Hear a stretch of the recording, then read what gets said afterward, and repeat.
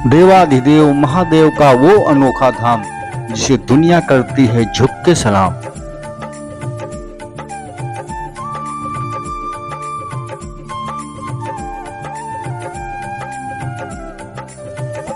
कई सदियां आई चली गईं, कई विपदा आई गुजर गईं, पर केदारनाथ ज्यों का त्यों खड़ा रहा।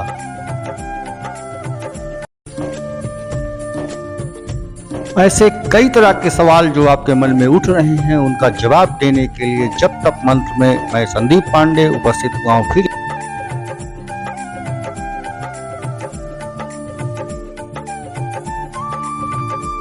धरती पर भोलेनाथ के 12 ज्योतिर्लिंग और उन्हीं में एक सर्वोपरि है बाबा केदारनाथ जी। सबसे हैरानी की बात यह है केदारनाथ धाम में बाबा जी लिंग के रूप में उपस्थित नहीं है।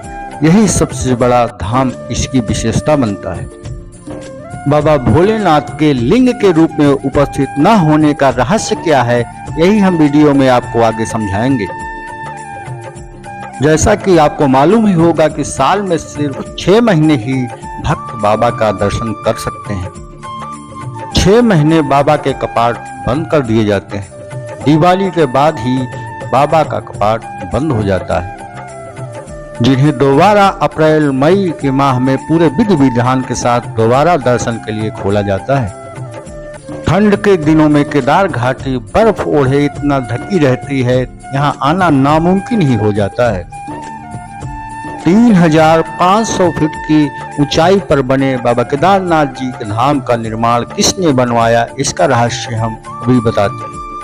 हालांकि इसकी कोई पुख्ता जानकारी या प्रमाण नहीं है, फिर भी इसको लेकर 2 तरह के ऐतिहासिक और पौराणिक दावे किए जाते हैं।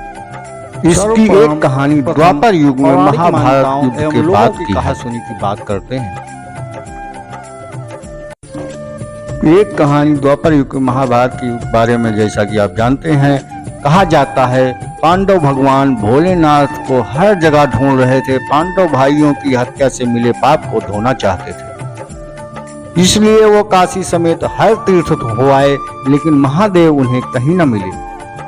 खुद भगवान शिव पांडवों से अत्यंत नाराज थे। आखिरकार पांडवों को पता चला शिव उन्हें केदार घाटी में मिलेंगे। फिर क्या था, पांडव वहां के लिए चल दिए। पांडवों को आता देख शिव बैल का रूप लेकर अन्य पशुओं के बीच जा मिले।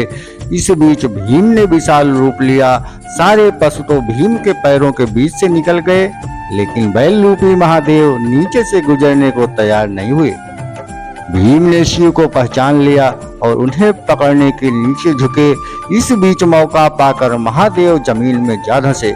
जमीन में जाते जाते भीम ने भोलेनाथ का पीठ वाला हिस्सा पकड़ ही लिया, लेकिन जब तक उनका धड़ ऊपर का हिस्सा नेपाल में निकल चुका था, जिन्हें हम आज पशुपतिनाथ के रूप में सामने देख रहे हैं। शिव के शरीर के बाकी हिस्से भी उत्तराखंड में अलग अलग जगहों पर निकले। जैसे शिव की भुजाएं तुंगनाथ में, मुंह रुद्रनाथ में, नाभि मधमेश्वर और जल कल्पेश्वर में निकली, जिन्हें आज हम केदारनाथ समेत पंच केदार के रूप में जानते हैं, जो सामने आपको पिक्चर में भी दिखाई दे रहा है। माना जाता है पांडवों की भक्ति से खुश होकर महादेव ने उन्हें इसी जगह पर युद्ध के पाप से मुक्त भी कर दिया था। इसके बाद हमेशा हमेशा के लिए शिव यहाँ पिंडी के रूप में पूजे जाने लगे। माना गया है कि पिंडी रूप शिव के पीठ का वही हिस्सा है जिसे भीम ने पकड़ा था। ये भी माना जाता है इसके बाद पांडवों ने यहाँ पर इस भव्य मंदिर का निर्माण करवाया, बाद में जिसका जीर्णोद्धार अभिमन्यु के पौत्र जन्मेजय ने किया था।